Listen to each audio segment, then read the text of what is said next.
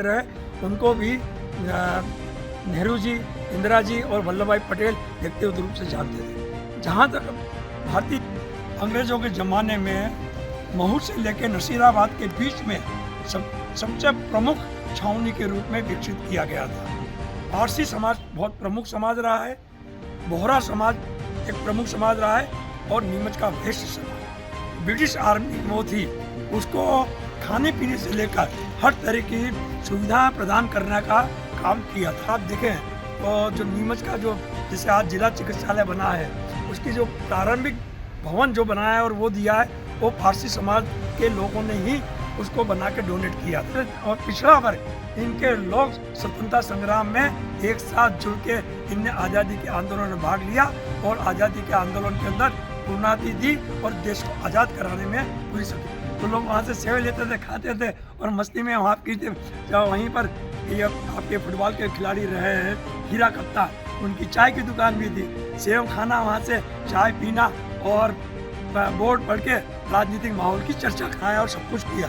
तो जो जमीन धूप की ज़मीन जिन लोगों की गई, उन लोगों ने बोला कि मेरे को चुनाव, हम आपको चुनाव में वोट नहीं देंगे अगर आप जादू सागर डैम बनाएंगे। तो मेरे पिताजी ने बोला मेरे को। नमस्कार दोस्तों, आप जुड़ चुके हैं वॉइस ऑफ एमपी से और मैं हूं अब्दुल अली ईरानी। वॉइस ऑफ एमपी की टीम इस समय नीमच के फायर ऑफ टेम्पल जो प्रॉपर्टी ऑफ पारसी अंजुमन की है, यहाँ पर मौजूद है। करीब 128 साल पुराना इस अग्यारी का इतिहास है। आइए बात करते हैं नीमच के लिए वॉइस ऑफ एमपी के एक खास प्रोग्राम अनकही कहानियाँ मेरे शहर नीमच की। इसमें चर्चा के लिए आज मेरे साथ मौजूद है पूर्व विधायक डॉक्टर संपत स्वरूप जाजू, काफ़ी वरिष्ठ हैं। आइए इनसे नीमच के बारे में जानकारी लेते हैं, बड़ी रोचक जानकारियाँ मिलेगी। आप इस वीडियो में आखिर तक हमारे साथ बने रहिएगा। सर, स्वागत है वॉइस ऑफ एमपी में। एक सवाल था सर कि नीमच अगर थोड़ा अतीत में जाए तो किस तरह का नीमच था और नीमच के डेवलपमेंट में किन किन लोगों का खास योगदान रहा है सर? देखिए, सबसे पहले तो मैं वॉइस ऑफ एमपी को धन्यवाद देना चाहता हूं कि उनने नीमच शहर की अनछुई कहानियां जो विकास के संबंध में कि कैसे हुआ, क्या हुआ, उसके बारे में शुरुआत की है। तो वॉइस ऑफ एमपी हमेशा कुछ न कुछ नवाचार लेके आता है। दूसरे चैनल्स हैं, कई हैं, पर वो जिस तरह से हैं, पर वॉइस ऑफ एमपी का नीमच के प्रति जो एक विश्वास, आस्था, उसके प्रति जो सब प्रेम, स्नेह है, वो अपने आप में अतुलनीय है। और ख़ास करके मैं इसलिए बोलना चाहूँगा कि इसके जो मालिक हैं और जो मेरा इंटरव्यू भी ले रहे हैं, वो दोनों जिस समाज से आ रहे हैं, उनके समाज के लोगों ने नीमच के नाम को काफ़ी दूर तक आगे बढ़ाया है। सर, हम लोग बात करते हैं, हम जहाँ खड़े हैं ये पारसियों की प्रॉपर्टी है और नीमच में पारसियों का बड़ा समृद्ध इतिहास रहा है। सर, बताइए कुछ इस बारे में। देखिए, नीमच शहर जिस समय इसकी आबादी 5000 भी नहीं थी, अंग्रेज़ों के ज़माने में महू से लेकर नसीराबाद के बीच में सबसे प्रमुख छावनी के रूप में विकसित किया गया था।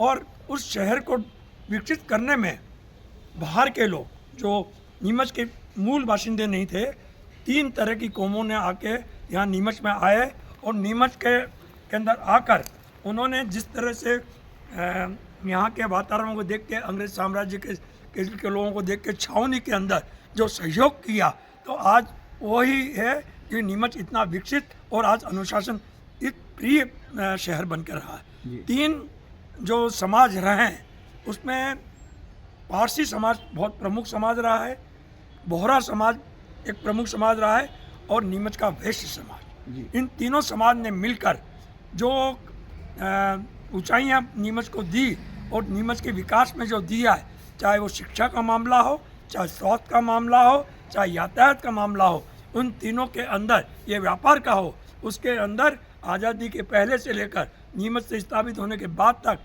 जब हुआ, तब से उनके अंदर सहयोग प्रदान किया। बड़ी हस्तियां रही है, पारसी समाज की बात की, बोहरा समाज की बात की, वैश्य समाज की बात की, तो इनमें कुछ प्रमुख लोग किस तरह से रहते थे यहाँ पर, कुछ बताएंगे? देखिए, नीमच को हम बोलते हैं छावनी को एक 3-4 भागों में बटा हुआ आएगा। एक तो नीमच सिटी, एक छावनी, बगाना और गोलटोली।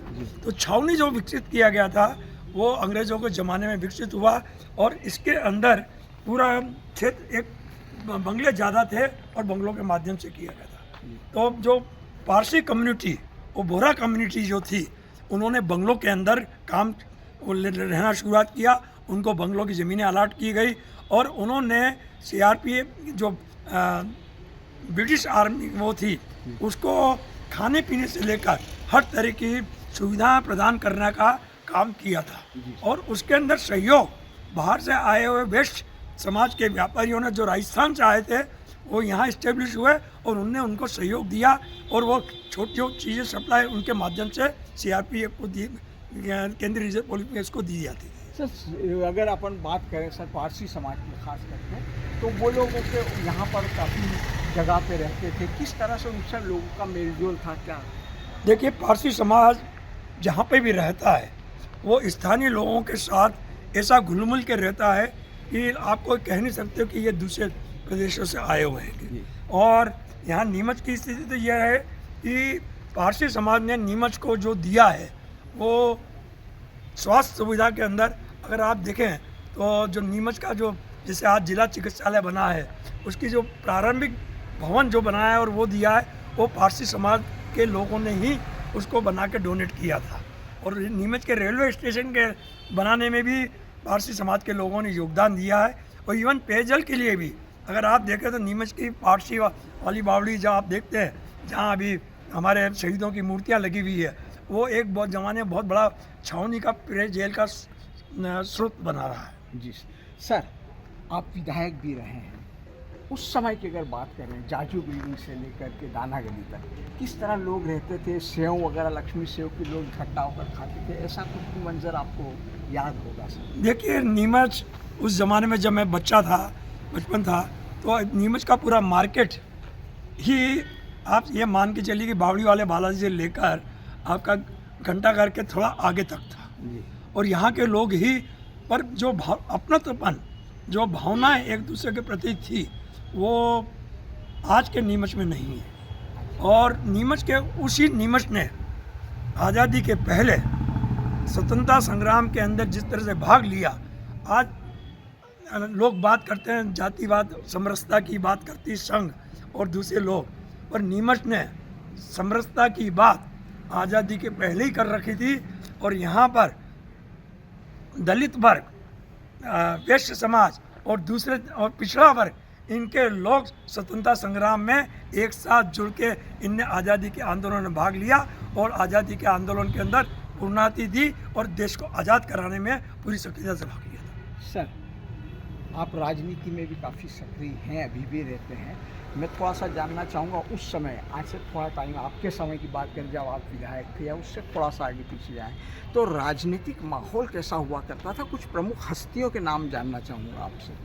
देखिए, राजनीति के अंदर अगर देखा जाए तो नीमच जो रहा है वो ऑल इंडिया लेवल तक, अखिल भारतीय तक नीमच की एक राजनीतिक पहचान थी, आज़ादी के पहले भी और आज़ादी के बाद भी। आज़ादी के पहले नथमल जी छोड़ दिया जैसे परिवार को गांधी जी से लेके हर व्यक्ति जानता था। आज़ादी के पहले स्वर्गीय सीताराम जी जाजू को, जो कि बाद में संविधान सभा के सदस्य रहे, उनको भी नेहरू जी, इंदिरा जी और वल्लभ भाई पटेल व्यक्तिगत रूप से जानते थे। जहाँ तक भारतीय जनता पार्टी, जो वर्तमान भारतीय जनता पार्टी की बात करें और जनसंघ की बात करें तो उनके संस्थापक सदस्य नीमच से श्री बैरिस्टर उमाशंकर त्रिवेदी रहे हैं। और वहीं अगर आप जनता दल की बात करें तो कन्हैयालाल जी डूंगरवाल भी सोशलिस्ट पार्टी के बहुत वरिष्ठ नेता रहे।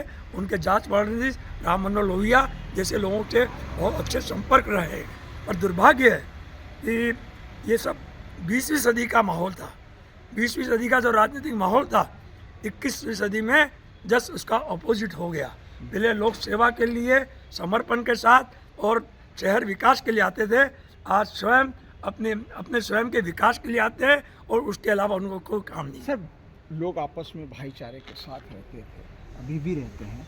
अगर भाईचारे की बात की जाए, थोड़ी दाना गली के कॉर्नर की बात करना चाहूँगा, लोग वहाँ से 2-5 रुपये की सेव लेके इकट्ठा होकर खाते थे, ये उनकी कुछ आपको ध्यान में होगा? नहीं, बिल्कुल मैं बताऊं, सेव का खाने का कारण भी था। वहाँ पर एक रोज बोर्ड लगता था, बोर्ड लगता था कांग्रेस भाजपा दोनों पार्टियों का, और अगर एक पार्टी ने कुछ आरोप लगाया तो सामने बोर्ड में लोग दूसरा उसका जवाब देते थे।